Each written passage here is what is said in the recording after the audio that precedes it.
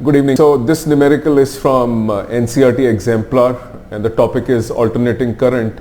In this numerical, the root mean square current is known, which means the alternating signal is available. The frequency of signal is 50 Hertz. When I say signal, I mean voltage or current. In this case, it is current. The question is, what is the magnitude of current when the current crosses the zero mark? So I have identified this here as 1 upon 300 second. The question is, what is the value of the current here? So which means instantaneous current is being asked for.